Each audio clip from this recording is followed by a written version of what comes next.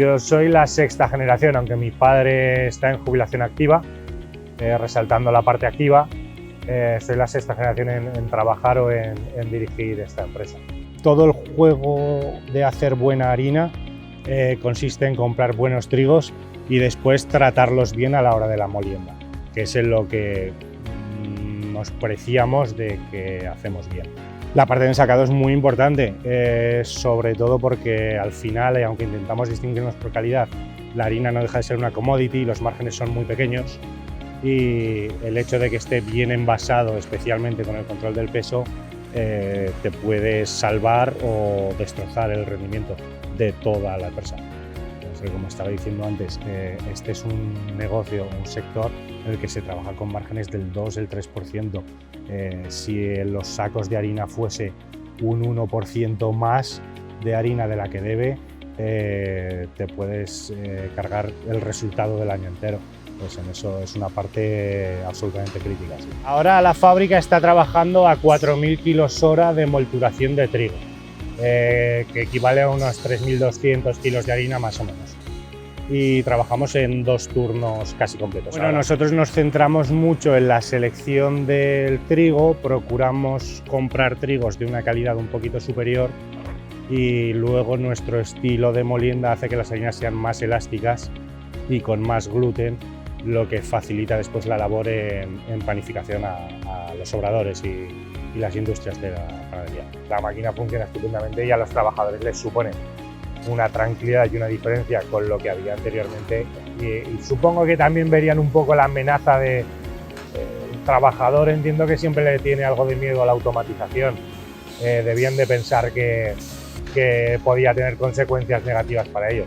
Una vez que el tiempo ha pasado y se han dado cuenta de que es todo lo contrario, que la máquina se puso para ellos y para la empresa, que es de lo que se trata, al final en una fábrica o en todos los negocios creo que, o en esta casa creemos, que hay que poner el esfuerzo en que el trabajo resulte lo más fácil posible a los trabajadores.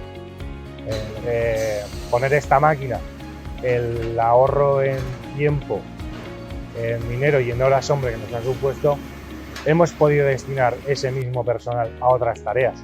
Por ejemplo, al envasado de salvado, que es algo que teníamos un poco abandonado, mejor control del proceso de molturación.